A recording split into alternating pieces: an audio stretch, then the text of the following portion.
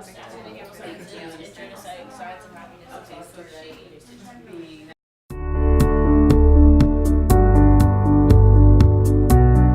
looking to explore, better understand the construct of emotional intelligence itself.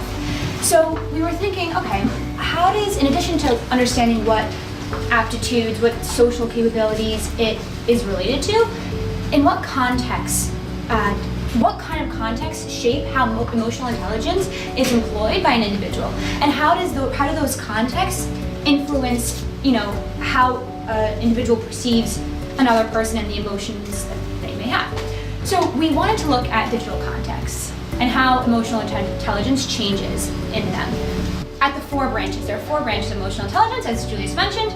We looked specifically at the appraisal branch, or the perception. So my ability, or an individual's ability, to speak to someone else and understand, perceive their emotions.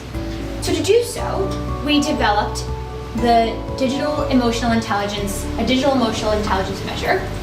We had 16 undergraduate participants, 15 of whom were female, 1 of whom was male. They were all NYU college students, and we had 9 participants in the embedded group and 7 participants in the non-embedded group. And they took the test, and then followed by demographic form, and then followed by a discussion of the focus groups. We asked them questions in the focus groups, such as, just kind of generally, what did you think of the test? In addition to what items made you think, oh, well, maybe this is a boy, or maybe this is my boss, or etc. And also what they used in the texts to make those conclusions. So was it, the periods? Was it the language itself? What was it? We're very likely to use CMC cues or punctuation or grammar in referring to how they interpreted these texts.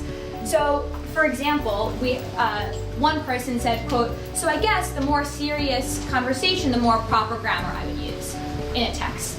And another person, referring to item 3, which you all have, she said that she interpreted that the gray person was a male because of, quote, "I feel like most guys would respond that way. What's up doesn't even have an apostrophe."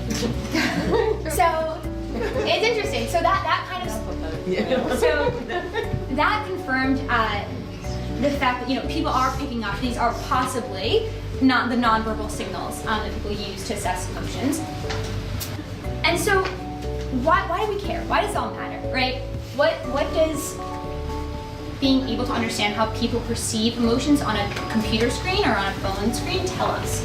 So there's very interesting applications, and people in this world have taken interest in this research in sentiment analysis, in development of technologies that are designed to, like artificial intelligence primarily, technologies that are designed to act like a human in a certain way, more or less, and get an emotional response, or have the people on the side of the screen understand a certain emotion, right?